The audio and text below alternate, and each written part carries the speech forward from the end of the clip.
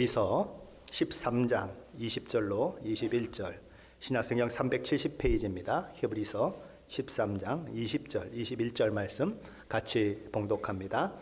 양들의 큰 목자이신 우리 주 예수를 영원한 언약의 피로 죽은 자 가운데서 이끌어내신 평강의 하나님이 모든 선한 일에 너희를 온전하게 하사 자기 뜻을 행하게 하시고 그 앞에 즐거운 것을 예수 그리스도로 말미암아 우리 가운데서 이루시기를 원하노라. 영광이 그에게 세세 무궁토록 있을지어다. 아멘. 이제 오늘 히브리서 강의 마지막 시간입니다. 모두 오늘까지 하면 70주에 걸쳐서 히브리서를 강해했습니다. 히브리서를 시작하면서 참 열심히 준비하려고 애를 썼는데 히브리서 강해를 하면서 제 한계를 얼마나 많이 느끼게 되었는지 모릅니다. 내가 이것밖에 안 되는구나. 히브리서를 통해서 나 자신을 바라보는 귀한 시간이 되었고, 하나님의 은혜가 아니면 아무런 말씀도 전할 수 없는, 아무런 능력이 없고 아무것도 아는 것이 없는 것이 나구나 하는 그런 생각을 하며 여기까지 오게 되었습니다. 여기까지 온 것이 그래서 하나님의 은혜고 하나님의 도우심이다, 이렇게 밖에는 고백할 수가 없는 것 같아요. 그래서 하나님 앞에 감사 찬양을 먼저 돌리며 이 말씀을 시작하려고 하는 것입니다. 히브리서는 우리가 잘 알듯이 편지예요. 편지라고 하는 것은 어떤 목적을 가지고 쓰여집니다. 히브리서 저자가 편지를 쓰게 된 이유는 무엇일까요? 히브리서를 받아보게 된 그 독자들이 예수를 믿고 믿음 안에 들어왔지만 그 사실 때문에 기쁨을 느끼거나 아니면 무슨 영광된 것을 보게 되거나 큰 보상을 받거나 그런 것이 아니고 오히려 고난의 큰 싸움을 견뎌야 하는 그런 상황을 만났기 때문인 것입니다. 그들은 비방을 받기도 하고 환난을 당하는 가운데 사람들의 구경거리가 되기도 합니다. 때론 소유를 빼앗겨 버려요. 심한 박해 때문에 어떤 이들은 야, 이제 우리 그만 모이자, 이렇게 모였다가는 큰일 나겠다, 그렇게 생각하는 사람들도 생기는 것입니다. 그러나 히브리서 저자는 그들을 바라보며 박해가 점점 심해지고 우리 주님께서 오실 그날이 가까워지고 있다고 하는 것을 생각하며 뒤로 물러서지 말라고 얘기하는 것입니다. 모이기를 패하지 말라고 얘기하는 거예요. 더욱 믿음에 굳건히 서서 모이기에 힘쓰는 자가 되라고 권면하는 것입니다. 모여 서로를 돌아보고 사랑과 선한 일을 위해서 힘쓰라고 그렇게 독려하는 거예요. 왜 그래야 합니까? 시대가 어려워질수록 홀로 서 있는 것이 어렵기 때문에 그렇습니다. 서서히 흐르는 낮은 시냇물을 건너갈 때에는 혼자 건너가도 아무 문제가 없어요. 그러나 물결이 점점 거세지면 도저히 홀로 건너갈 수가 없는 것입니다. 그럼 어떻게 해요? 서로 손을 잡고 서로 넘어지지 않게 붙잡아 주고, 그래서 그 물을 건너가야 하는 거지요. 어떤 사람은 물을 건너다가 넘어지는 사람도 있을 거예요. 그러나 손을 붙잡아 주면 그가 다시 일어나는 거예요. 그래서 그 거친 물결을 거스르고 건너갈 수 있는 일들이 일어나는 것입니다. 언덕으로 오를 때를 한번 생각해 보십시오. 작은 산에 오를 때를 한번 생각해 보세요. 혼자 가도 아무 문제가 없습니다. 그러나 높은 절벽과 그런 것들이 있는 큰 산을 올라가려면 서로 동료들끼리 로프를 서로 묶고 한 사람 앞에 가고 한 사람 뒤에 가고 그렇게 가야 하는 것입니다. 눈이 있는 산을 가면 어떻습니까? 홀로 가다가는 푹 빠져버리면 끝도 모를 밑으로 빠져들어서 죽는 거예요. 그런데 밧줄에 묶여지면 어떻게 됩니까? 그를 다시 건져낼 수 있는 것입니다. 혹 한 사람이 실수해서 죽을 수 있는 그런 위험이 있지만 같이 하면 그런 위험들을 상쇄시킬 수 있고 다시 살려내고 그 목표를 향해서 달려가는 일들이 일어남으로 인해서 결국 목적지에 가는 그 일들이 서로 협력하여 일어나는 것이지요. 그래서 모여야 하는 것입니다. 평화의 시기엔 전우라고 하는 존재가 별로 중요하게 생각되지 않습니다. 옆에 있는데 괜히 귀찮아요. 옆에 있는데 괜히 나한테 시비 걸고 그러는 것 같아요. 그래서 자기들끼리 의견이 맞지 않아서 티격태격 하는 게 그게 전후의 모습이에요. 그런데 전쟁이 일어나면 상황이 달라지는 것입니다.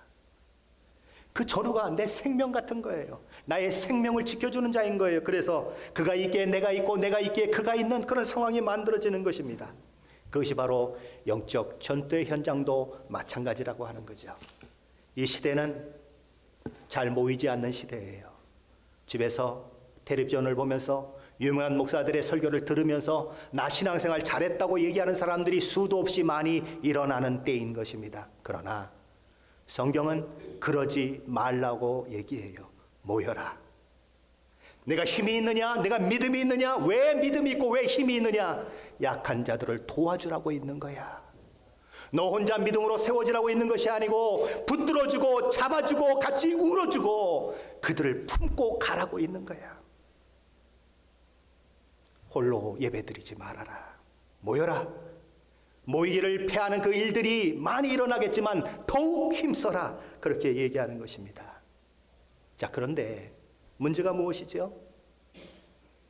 그렇게 모이려면 핍박이 오고 어려움이 오고 역경이 만들어지는데 그 상황 가운데 모이려면 담대함이 있어야 해요. 그 마음 가운데 확신이 있어야 하는 것입니다. 내가 믿는 것이 무엇인지 아는 그런 마음이 있어야 하는 거예요. 그것이 없다면 두려워서 모일 수가 없게 되는 것이지요. 그래서 히브리서 저자는 끊임없이 우리가 믿는 것이 무엇인지, 우리에게 허락된 구원이 무엇인지, 우리의 믿음의 결국이 무엇인지, 우리가 믿는 예수가 어떤 분이신지를 끊임없이 마치 기독교를 변증하는 그런 변증하는 사람처럼 그렇게 변증을 해왔던 것이지요. 그는 히브리서 11장에 와서는 수많은 믿음의 사람들을 등장시킵니다. 히브리 독자들에게 말하는 것이지요.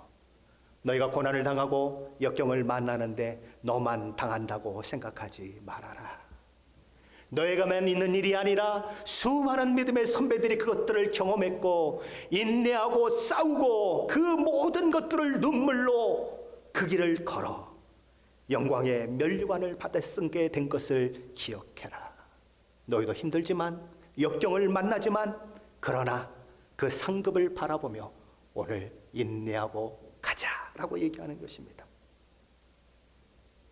그러면서 이제 13장에 와서는 예수께서 영문 밖에서 고난 받으신 것에 대해서 이야기를 합니다.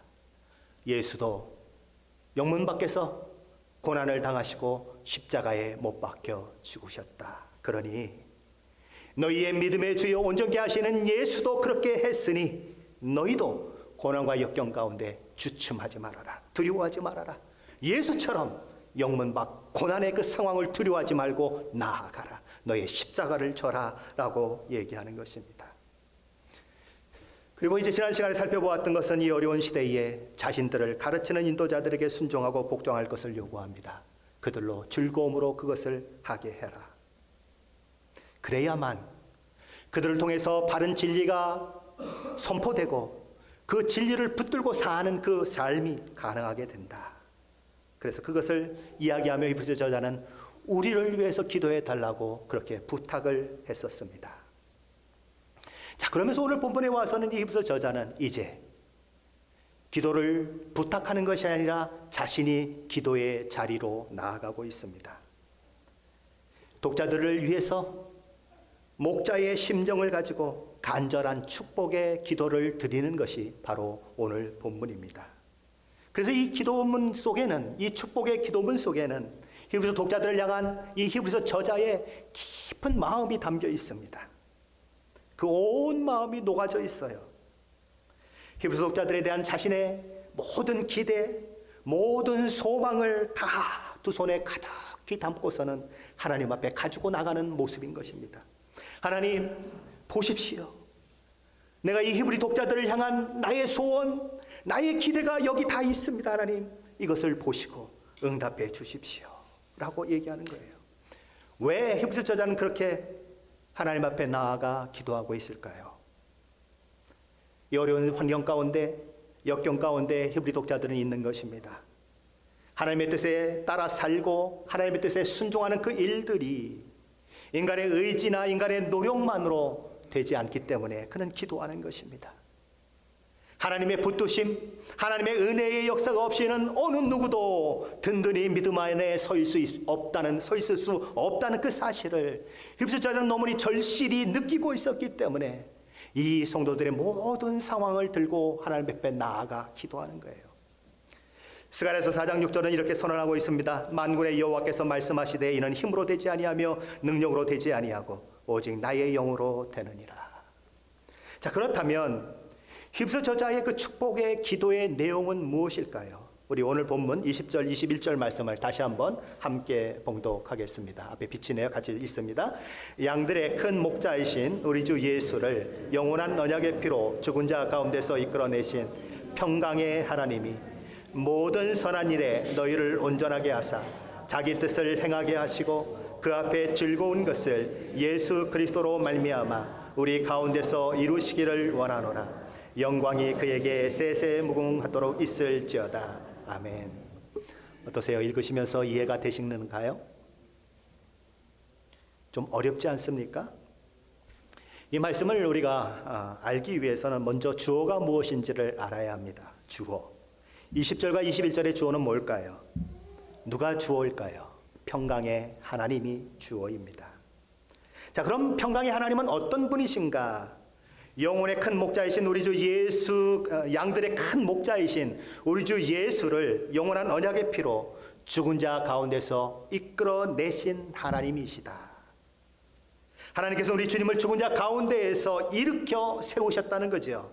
그러면 그 하나님께서 죽은 자 가운데서 일으켜 세우신 우리 주님은 어떤 분이신가? 양들의 큰 목자라고 성경은 얘기하는 것입니다. 양들을 부르시고 양들을 먹이시고 보호하시고 인도하신 양들의 큰 목자가 되시는 분이 우리 주님이시다. 자, 그러면 그 양들의 큰 목자가 되신 예수님은 도대체 무슨 일을 하셨기에 양들의 큰 목자라는 호칭을 받고 있는가? 우리 주님은 선한 목자라고 스스로 말씀하셨던 것처럼 양들을 위해서 자기 몸을 십자가에 내어 주심으로 죽으시지요. 피를 흘리십니다. 그 영원한 언약의 피로 그들을 구원해 내신 주님이시다라고 얘기하는 거죠. 바로 그런 모든 일들을 행하신 그 주님을 우리 평강의 하나님은 죽은 자 가운데서 부활케 하셨다. 그것이 오늘 20절 말씀의 내용인 것입니다. 그러기에 본문을 세번역 성경은 이렇게 번역을 하고 있습니다.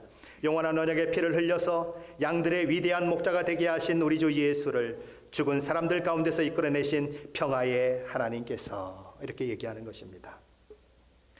휩쓸 저자는 우리 주 예수 그리스도를 죽음으로부터 부활하게 하신 그 하나님을 어떤 하나님으로 부르고 있습니까? 평강의 하나님으로 호칭하고 있습니다. 그 하나님을 평강의 하나님으로 호칭하고 있는 그것은 지금 환난과 역공과 어려움 가운데 있는 히브리서 독자들의 그 상황과 무관하지 않습니다. 지금 이 독자들은 심한 그런 어려움 가운데 있어요. 믿음을 가졌지만 마음이 그래서 혼란스러운 것입니다. 그러나 평강의 하나님은 그런 그들의 마음 가운데 평안을 주실 수 있는 분이다 라고 하는 것을 평강의 하나님이라고 하는 이 표현을 통해서 가르쳐 주는 것입니다. 인간은 본래 창조주 하나님과 평강의 관계를 맺으며 깊은 사랑의 교제를 하는 그런 존재로 창조되었습니다. 그러나 그런 긴밀한 관계가 무너져 내립니다. 하나님께서 아담과 하와를 창조해 놓으시고 에덴 동산 중앙에 선악과를 만들어 놓으시고 그 선악과를 따먹지 말라고 하지요. 그런데 어느 날 뱀이 와서 그에게 유혹하는 것입니다. 하와에게 이렇게 얘기를 하죠. 하와야, 하나님이 뭐라고 말씀하시든 하나님께서는 이 선악과를 먹지 말라고 그랬어. 먹으면 죽을까 한다고 그랬어. 그래? 그거 다 거짓말이야. 네가 이것을 따먹으면 네가 하나님처럼 될 거를 하나님이 아시고 그렇게 못하도록 하는 거야. 야, 이 바보야, 속지 마. 이걸 먹으면 네가 더 위대해져. 이걸 먹으면 네가 더 큰 사람이 된다니까. 오늘날로 말하면 이런 거예요. 예수 믿는다고 왜 이거 못해? 너 이것만 하면 돈이 떨어져. 이것만 하면 너 부자가 될 수 있어 라고 얘기하는 거예요. 그래서 그런 유혹을 받고 그것을 따먹게 되는 것입니다. 남편도 그것을 먹게 되지요. 하나님의 말씀에 불순종하게 되어 하나님의 그 절대적인 권위를 짓밟는 그런 일들을 하게 됩니다. 그래서 어떤 일들이 생겨납니까? 하나님과 깊은 교제를 나누었던 그 관계가 깨어지는 것입니다. 하나님은 그들의 아버지였어요. 그들의 기쁨의 근원이었어요. 그들이 사랑을 고백하는 고백의 대상이었고, 하나님도 그들을 향하여 내가 너를 사랑한다고 얘기했던 그런 관계였어요. 그 모든 것이 다 깨어졌어요. 이제는 하나님의 얼굴을 보는 것조차도 두려워하는 그런 상황 가운데 만들어지는 것이지요. 그래서 창세기 3장 8절에서 아담과 하와는 범죄한 이후에 어떻게 합니까? 그들이 그날 바람이 불 때 동산에 거니시는 여호와 하나님의 소리를 듣고 아담과 그의 아내가 여호와 하나님의 낯을 피하여 동산 나무 사이에 숨은지라. 아담과 하와는 하나님의 얼굴을 맛볼 수가 없었어요. 마주 대할 수가 없었어요. 그래서 동산 나무 사이에 숨는 것입니다. 그런 아담에게 하나님께서 물으시지요. 아담아, 내가 어디 있느냐? 아담이 대답합니다. 내가 벗었으므로 두려워하여 숨었나이다. 하나님이 무섭고 두려운 거예요. 왜요? 죄를 지었기 때문에 그런 것이지요. 그것이 우리 인간의 모습이라는 거예요. 죄의 본성은, 죄는 우리의 본성을 망가뜨려 버렸어요. 하나님을 멀리 떠나도록 만들어 버렸습니다. 아담과 하와의 타락의 결과는 하나님과 사람 사이에 서로 적대감이 들게 만들었어요. 죄는 하나님과 인간 사이를 갈라지게 만들어 놓았습니다. 아무리 노력해도 하나님 앞에 나아갈 수 없는 그런 상황을 만들어 내었어요. 그래서 죄 지은 인간에게는 하나님은 도망다녀야 하는 하나님, 하나님은 숨어 피해야 하는 하나님, 두려운 하나님, 무서운 하나님, 결코 평강의 하나님이 아닌 것이죠. 하나님은 어떤 하나님이십니까? 거룩하신 하나님이에요. 죄를 요만큼도 용납할 수 없는 하나님이시죠. 그러므로 죄인은 하나님 앞에 설 수가 없는 것입니다. 하나님의 진노를 받아 멸망할 수밖에 없는 그런 상황 가운데 있는 것이지요. 그것이 하나님이 가지고 계신 거룩의 그 성품 때문에 일어나는 일들인 것입니다. 그런데 그런 인간들을 하나님은 사랑하시지요. 그래서 은혜를 베푸시기를 기뻐하셔서 하나님께서는 그 당신의 그 거룩한 성품과 모순되지 않는 방법을 통해서 죄인을 구원해 내시는 놀라운 일들을 하게 되시는 것입니다. 그 놀라운 일들을 통해서 인간의 죄를 용서하고 의롭다 인정함을 받고 하나님과 멀어진 그 관계를 다시 회복시키셔서 하나님과 화목하게 하는 그 관계들을 맺게 만드시는 거죠. 어떻게 그 일을 하셨습니까? 십자가를 통해서 그 일을 하셨습니다. 아들 독생자 예수 그리스도를 이 땅에 보내시사 십자가에 죄인된 우리를 대신하여 못 박으심으로 하나님의 모든 진노를 예수 그리스도께서 담당하도록 하셨어요. 그래서 하나님의 모든 인류를 향한 진노가 예수 그분께 완전히 다 쏟아져 내린 것입니다.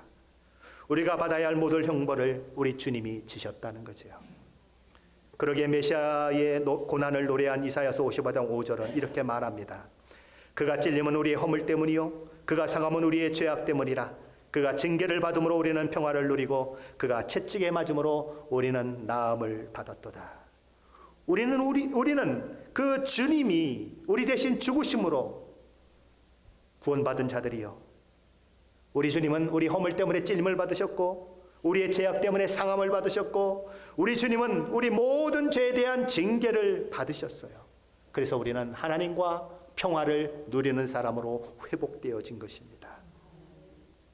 그래서 그 주님으로 말미암아 우리는 더 이상 하나님을 진노의 하나님으로 바라보는 것이 아니라 평강의 하나님으로 바라볼 수 있는 그 은혜를 누리게 되는 것이지요. 자, 그런데 이 모든 일을 계획하신 그 주체가 누구신가? 에베소서 1장 3절로 6절 말씀에는 그 주체가 누구신지를 이야기하고 있는데 우리 한번 같이 찾아보십니다. 에베소서 1장 3절로 6절 말씀입니다.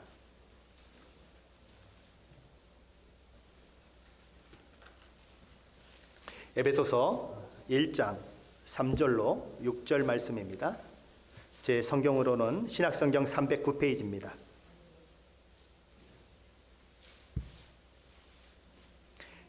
에베소서 1장 3절로 6절 말씀 같이 봉독하겠습니다.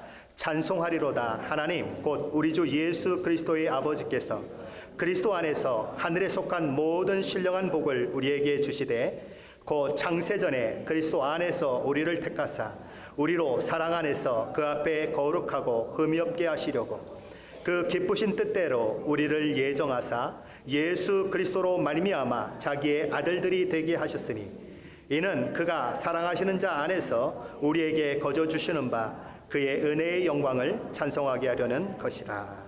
아멘. 이 모든 일들, 창세전에 구원에 관한 모든 일들을 계획하시고 섭리하신 분이 누구라고 기록되고 있습니까? 하나님, 곧 우리 주 예수 그리스도의 아버지라고 기록되고 있습니다.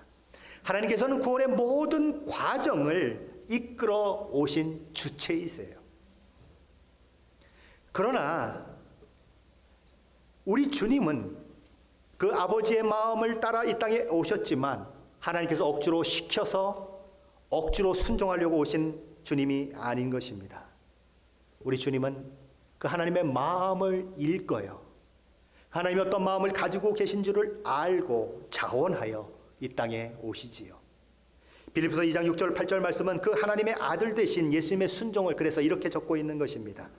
그는 근본 하나님의 본체시나 하나님과 동등됨을 취할 것으로 여기지 아니하시고 오히려 자기를 비워 종의 형체를 가지사 사람들과 같이 되셨고 사람의 모양으로 나타나사 자기를 낮추시고 죽기까지 복종하셨으니 곧 십자가에 죽으심이라. 하나님과 동등되신 분인데 그 동등됨을 내려놓으신 분이 우리 주님이시라는 것입니다. 스스로 자기를 비우셨어요. 그리고 피조물의 몸을 입으셨어요. 우리 주님은 그렇게 하심으로써 성부 하나님 앞에 자기를 가장 낮은 자리로 낮추셨습니다. 그리고 그 몸을 십자가에 못 박혀 죽기까지 내어줌으로써 하나님 앞에 죽기까지 순종한 분으로 그렇게 기록이 되고 있는 것입니다. 하나님의 뜻과 계획에 자신을 다 내어드림으로써 인류 구원을 위한 길을 활짝 열어놓으신 분이 누구신가? 우리 주님이시라는 거지요. 그래서 이 예수를 믿는 자에게는 더 이상 하나님의 진노가 없는 것입니다. 하나님과 평화를 누리게 되는 거예요. 예수 그리스도의 십자가의 보혈이 그 심령 가운데 뿌려진 자는 그래서 더 이상 하나님의 진노를 두려워할 필요가 없는 것입니다. 하나님이 우리의 죄를 씻어주시고 우리를 깨끗게 하셨기 때문이지요. 이스라엘 백성들이 과거에 믿음 생활을 할 때에는 그들은 죄가 생각날 때마다 또는 매년에 비둘기나 염소나 양이나 송아지로 피해 제사를 드려야 했어요. 그러나 이제는 그럴 필요가 없습니다. 왜냐하면 우리 주님께서 친히 제물이 되사 단번에 영원히 그렇게 속죄 제사를 완성하셨기 때문인 것이지요. 성자 하나님은 염소나 송아지의 그것과는 비교가 되지 않는 분이신 것입니다. 그분 한 분의 죽음으로 온 인류의 죄를 다 감당할 수 있는가? 그분 한 분의 가치가 그만한 가치가 있는가? 물어볼 필요가 없는 거예요. 왜요? 그분은 창조주 하나님이시기 때문에 그래요. 그러기에 그의 속죄의 피의 효력은 단번에 영원히 효력이 있는 거예요. 그래서 더 이상 드릴 필요가 없는 것입니다. 우리 주님이 흘리신 보혈이 그래서 영원한 언약의 피라고 오늘 본문에서 이야기되는 것이지요. 하나님께서는 영원한 언약의 피를 흘리사 인류 구원의 길을 열어놓으신 그 주님을 기뻐하셨습니다. 그리고 그를 죽음에서 부활케 하셨어요. 하나님께서는 우리 주님의 그 속죄의 제사를 받으셨다는 것을, 하나님께서는 우리 주님의 제사를 통해 그를 믿는 모든 자들을 구원하시기를 기뻐하셨다고 하는 것을 예수 그리스도를 죽음 가운데서 부활시키는 것을 통해서 증거하신 것입니다. 증표로 보여주신 거예요. 자, 그렇다면 하나님께서 이런 놀라운 일을 당신의 아들 예수 그리스도를 통해 이루신 이유는 무엇일까요? 왜 하나님께서는 독생자 예수 그리스도를 십자가에 못 박아 죽이시면서까지 우리를 구원하시기를 기뻐하셨을까요? 그 목적은 무엇일까요? 오늘 본문 21절은 이렇게 얘기하는 것입니다. 우리 21절 말씀 같이 봉독합니다.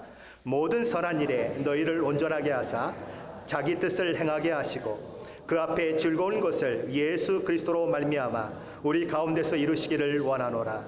영광이 그에게 세세 무궁토록 있을지어다. 아멘. 이 본문을 두 부분으로 나누어서 설명을 드리려고 합니다.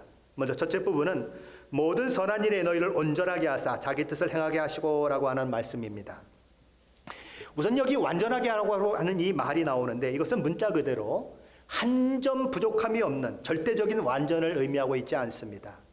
헬라어 원어인 카타르티조라고 하는 이 말은 완성하다라고 하는 뜻도 있고 수리하다라고 하는 뜻도 있습니다. 또는 고치다라고 하는 뜻도 있고 설비하다라고 하는 뜻도 있습니다. 또는 정돈하다라고 하는 뜻도 있어요. 또는 조정하다라고 하는 뜻도 있습니다. 완전하다 또는 준비하다라고 하는 뜻을 가지고 있어요. 그래서 로마서 9장 22절에는 같은 원어인데 준비된이라고 하는 말로 번역이 됐고요. 히브리서 11장 3절에서는 지어진이라고 하는 말로 번역이 됐습니다. 그리고 히브리서 10장 5절에서는 예비된이라는 말로 번역이 되었습니다. 그러므로 여기 온전하게 하사라고 하는 이 말은 신자가 점진적 성화를 그렇게 이루어가는 그 과정 가운데 하나님이 은혜로운 역사를 하심으로 인하여 그 모든 것들을 이룰 수 있도록 도우시는 바로 그것을 말씀하는 것입니다. 무슨 얘기냐면 하나님께서 우리를 준비시키시고 우리의 부족한 것들을 채우셔서 그 완전으로 나아가도록 인도하신다는 말씀이지요. 무엇을 위해서요? 하나님의 뜻을 행하는 사람이 되기에 하기 위해서 그렇다는 것입니다. 근데 여기 모든 선한 일에 너희를 온전하게 하사 자기 뜻을 행하게 하시고 라는 이 히브리서 저자의 기도 속에는 세 가지 의미가 함축되어 있습니다. 첫 번째 함축된 의미는 우리가 구원받았고 의롭게 되었지만 여전히 죄의 영향력으로부터 자유롭지 못하고 불완전한 존재라고 하는 것을 이야기하는 것입니다. 우리는 거듭났지만 여전히 하나님의 뜻대로 사는 데는 어려움이 있어요. 생명의 빛과 자유를 얻었음에도 불구하고 여전히 하나님 보시기에 기뻐하시는 일을 행하는 데는 우리는 자주 실패하는 것입니다. 그것이 우리의 연약함이라고 하는 것을 아는 것은 너무나 중요해요. 가끔 이단들은 구원받으면 모든 것이 다 끝났다고 얘기합니다. 구원받은 사람은 죄도 안 짓고 그렇게 얘기하는 그런 이단들도 있어요. 그러나 그게 아닌 것입니다. 우리는 늘 우리의 연약함을 생각해야 하는 거예요. 그래서 겸손히 하나님 앞에 나아가 날마다 도움을 구해야 하는 것입니다. 이 말 속에 두 번째 함축된 의미는 그럼에도 불구하고 우리는 이렇게 핑계할 수 없다는 것입니다. 어떻게 해요? 나는 원래 연약하니까 내가 연약하게 행하고 내가 죄를 행하고 이런 것들은 정당한 것이야. 그거는 당연한 것이야. 그렇게 말해서는 안 된다는 것입니다. 오히려 우리에게서 그런 연약함이 나타날 때마다 자신의 그런 모습 때문에 애통해야 하고 하나님 앞에 나아가 통해 자복해야 한다는 거죠. 하나님 앞에 하나님의 뜻을 따라 살기 위해서 더욱 몸부림치고 더욱 노력해야 한다. 그것입니다. 왜요? 우리는 그러지 않으면 하나님 앞에 바로 세워질 수 없는 그런 존재들이기 때문에 그렇죠. 세 번째 함축된 의미는 하나님 한 분 이외에 그 어느 누구도 우리로 하여금 하나님의 뜻을 행하기 합당한 자로 만들어낼 수 없다는 그 이야기를 하는 것입니다. 그러므로 하나님께서 우리로 하여금 하나님의 뜻을 행할 능력을 주옵소서라고 기도하는 이 기도는 우리가 늘 드려야 하는 기도이고 우리는 그것이 또한 우리의 특권인 것입니다. 자, 이제 21절 말씀의 두 번째 부분을 살펴볼 차례입니다. 두 번째 부분은 이렇게 되어 있죠. 그 앞에 즐거운 것을 예수 그리스도로 말미암아 우리 가운데서 이루시기를 원하노라. 이 말씀은 예수 그리스도를 통해서 하나님께서 기뻐하시는 일을 우리 안에서 하시기를 바랍니다라고 하는 그런 기도인 것입니다. 우리의 모든 삶의 초점이 하나님을 기쁘시게 하는 삶에 두어지도록 하나님께서 역사해 주십시오라고 기도하는 거예요. 그런데 우리는 일반적으로 하나님을 기쁘시게 하는 일은 내게 속한 일이고 내 책임하에 이루어지는 것처럼 생각이 되지 않습니까? 성경도 그런 이야기를 하는 경우가 있어요. 로마서 12장 1절에서 이렇게 사도 바울은 얘기합니다. 그러므로 형제들아 내가 하나님의 모든 자비하심으로 너희를 권하노니 너희 몸을 하나님이 기뻐하시는 거룩한 산 제물로 드려라. 여기 이 말씀에 보면 너희 몸을 하나님이 기뻐하시는 거룩한 산 제물로 드리라고 말씀하고 있습니다. 우리의 의지가 강조되고 있어요. 그런데 오늘 본문에서는 히브리서 저자는 하나님께서 기뻐하시는 그 일을 예수 그리스도로 말미암아 하나님께서 이루시기를 원한다고 기도합니다. 하나님의 주권적인 은혜가 강조되고 있어요. 로마서에서는 나의 의지, 나의 결단, 나의 순종이 강조되고 있자면 오늘 히브리서에서는 하나님의 주권적인 은혜가 강조되고 있다는 것입니다. 그런데 이 두 가지 말씀이 한꺼번에 그렇게 언급되고 있는 그런 성경이 있습니다. 빌립보서 2장인데 거기 이런 말씀이 있어요. 빌립보서 2장 12절입니다. 거기서 사도 바울은 이렇게 얘기합니다. 그러므로 나의 사랑하는 자들아 너희가 나 있을 때뿐 아니라 더욱 지금 나 없을 때에도 항상 복종하여 두렵고 떨림으로 너희 구원을 이루라. 여기 보면 이렇게 되어 있습니다. 항상 복종하고 두렵고 떨림으로 너희 구원을 이루라. 구원을 위해서 힘써 막 달려가라는 거예요. 이 일을 행하는 주체가 누구입니까? 너희 빌립보 교회의 성도들입니다. 자, 그런데 그 말씀을 하고 나서 13절은 이렇게 전개가 됩니다. 너희 안에서 행하시는 하나님, 너희 안에서 행하시는 이는 하나님이시니 자기의 기쁘신 뜻을 위하여 너희에게 소원을 두고 행하게 하시나니.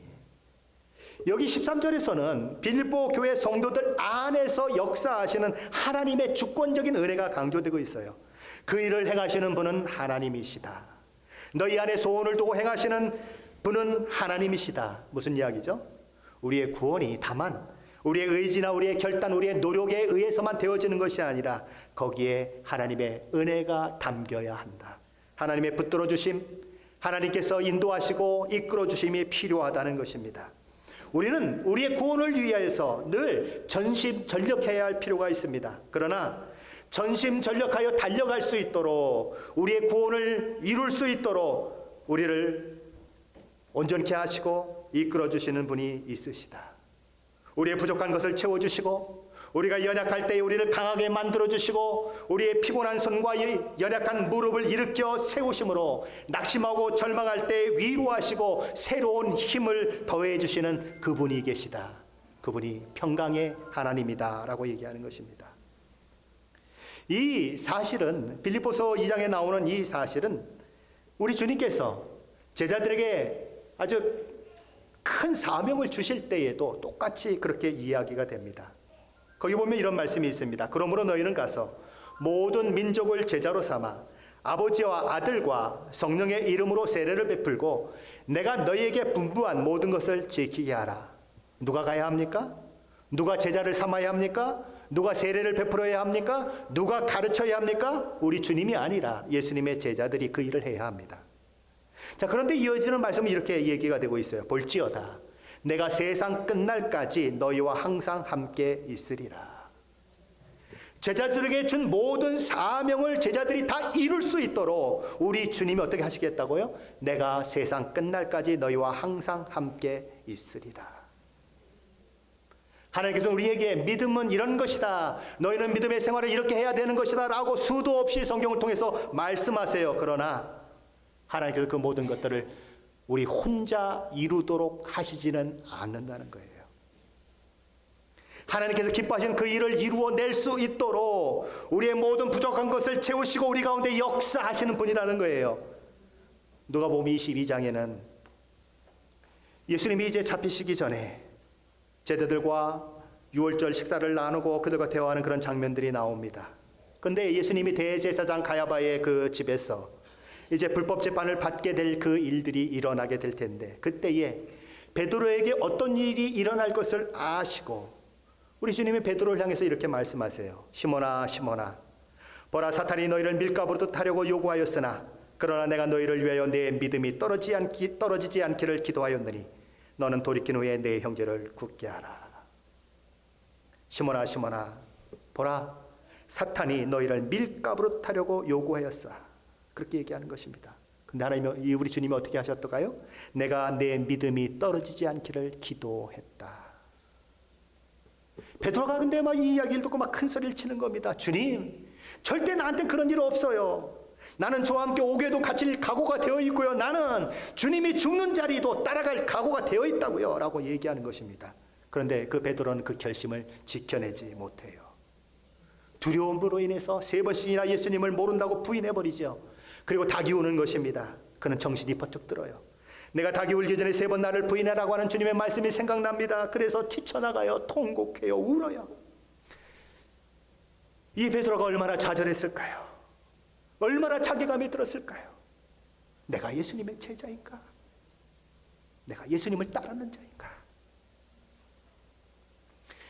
그는 너무너무 슬퍼서 우는 것입니다. 내가 밉지요. 내가 어쩌다 이 자리까지 왔는가? 그는 생각하는 거죠. 그런데 그 베드로가 다시 일어나요. 넘어진 베드로를 일으켜 세우시는 그 하나님의 은혜의 손길이 그를 다시 일으켜 세우는 거예요. 베드로 홀로의 힘이었다면, 베드로 홀로의 의지였다면 그는 영원히 일어나지 못했을지도 몰라요. 그러나 실망과 절망 가운데 있는 그 베드로를 하나님께서 붙드시고 그를 다시 일으켜 세우셨어요. 그렇게 일어선 베드로는 초대교회의 역사에 길이 남을 놀라운 능력의 사도로 세워져요. 그가 말씀을 전할 때에 듣는 자들 가운데 통곡이 일어납니다. 그가 말씀을 전할 때에 그 듣는 자들 가운데 회개가 일어나요. 3,000명이나 되는 사람들이 주께 돌아오는 일들이 일어납니다. 누가 했습니까? 베드로가 했어요. 그 절망의 자리, 넘어짐의 자리에서 일으켜 세우신 그 하나님의 놀라운 능력이 그와 함께 하니까 그는 영원히 자빠지지 않고 일어나 하나님의 놀라운 일들을 감당하는 자가 되는 것입니다. 잠언 24장 16절 말씀에 보면 이런 말씀이 있습니다. 의인은 7번 넘어질지라도 다시 일어난다는 것이지요. 7번 넘어졌다는 것이 무슨 의미일까요? 이스라엘에게서 7은 완전 숫자예요. 절망할 정도로 넘어졌다는 거예요. 도무지 회생이 불가능할 정도로 넘어졌다는 말이에요. 내 인생이 이젠 끝났어요 라고 얘기할 만큼, 나는 이제 도저히 일어날 수 없어요 라고 이야기할 만큼 넘어졌다는 거예요. 그런데 그가 다시 일어나더라는 거예요. 어떻게 해요? 어떻게 그것이 가능합니까? 하나님이 그를 붙드셨기 때문에 그래요. 하나님의 은혜의 손길이 그와 함께하고 있기 때문에 그런 거예요. 그래서 시편 37편 24절 말씀은 이렇게 말씀하고 있는 것입니다. 그는 넘어지나 아주 엎드러지지 아니함은 여호와께서 그의 손으로 붙드심이로다. 저와 여러분은 홀로 있지 않습니다. 홀로 믿음의 길을 가고 있지 않아요. 평강의 하나님이 늘 우리와 함께하고 계세요. 벌어지만도 못한 인생 같은 우리라도 하나님은 결코 버리지 않으세요. 이사야서 40장 14절에서 이사야 선지자는 이렇게 얘기합니다. 버러지 같은 너희 야곱아, 너희 이스라엘 사람들아, 두려워하지 말라. 나 여호와가 말하노라. 내가 너를 도울 것이라. 내 구속자는 이스라엘의 거룩한 이인이라. 10절은 이렇게 얘기합니다. 두려워하지 말라. 내가 너와 함께함이라. 놀라지 말라. 나는 내 하나님이 됨이라. 내가 너를 굳세게 하리라. 참으로 너를 도와주리라. 참으로 나의 의로운 오른손으로 너를 붙들리라. 하나님께서는 저와 여러분을 어떤 상황, 어떤 일이 일어나도 결코 놓지 않으시는 분이에요. 이사야 49장 15절 16절은 이렇게 말씀합니다. 여인이 어찌 그 젖 먹는 자식을 잊겠으며 자기 태에서 난 아들을 궁일이 여기지 않겠느냐. 그들은 혹시 잊을지라도 나는 너를 잊지 아니할 것이라. 내가 너를 내 손바닥에 새겼고 너의 성벽이 항상 내 앞에 있나니.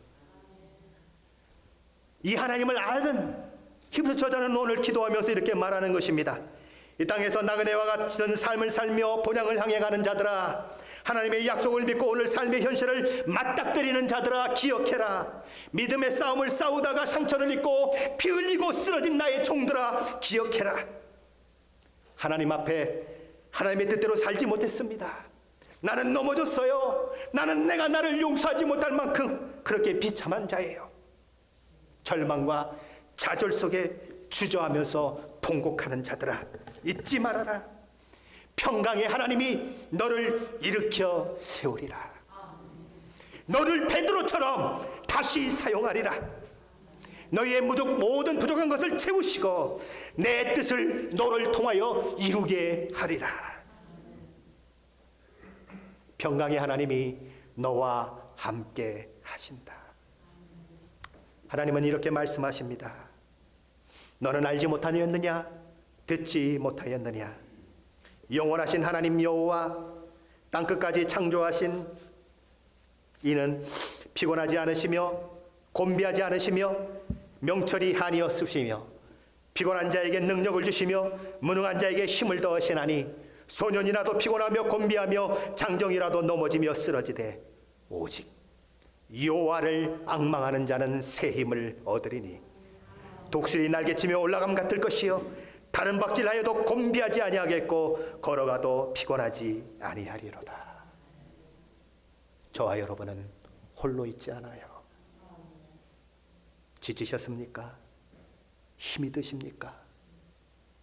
우리 하나님 결코 여러분을 놓지 않으십니다. 절망하셨습니까? 못 일어날 것 같으십니까? 주님이 저의 손을, 여러분의 손을 붙들고 일어나라고 말씀하세요. 내가 너를 도와주리라. 나와 함께 가자. 용기를 내자. 힘을 내자. 너의 모든 결국이 하나님 보시기에 기뻐할 만한 인생이 되도록 내가 너의 인생을 붙들고 이끌어 가리라. 오늘 말씀을 통해서 그 하나님의 마음을 가슴에 담으시기를 바랍니다. 그리고 다시 일어나셔서 우리 함께 달려가십시다. 나에게 힘을 주시고 달릴 수 있도록 이끌어 주신 그 하나님을 의지하며 가십시다. 그러면 우리는 하나님의 영광을 보며 하나님이 기뻐하시는 그 자리에 어느 날 있게 된 것을 확인하게 될 거예요. 그 하나님, 그 복된 하나님, 우리를 사랑하시는 그 하나님은 아들을 십자가에 내어주신 하나님이세요. 아들조차도 너희에게 내어주셨거든 너희에게 가장 좋은 것으로 주시지 않겠느냐고 우리 주님은 우리에게 묻고 계세요. 그 하나님, 저와 여러분의 하나님이요 평강의 하나님이십니다. 이 하나님, 저와 여러분을 붙드시는 하나님이세요. 그러니 눈물의 골짜기를 갈 때에도 우리에게는 소망이 있는 겁니다. 그 속에서도 우리에게는 기쁨을 누릴 수 있는 은혜가 있는 거예요. 절망의 가운데서도 일어나 달려갈 힘을 얻게 되는 것입니다. 2019년 한 해 그 하나님을 날마다 경험하시는 저와 여러분이 되시기를 예수 그리스도의 이름으로 간절히 축원합니다. 기도하십시다.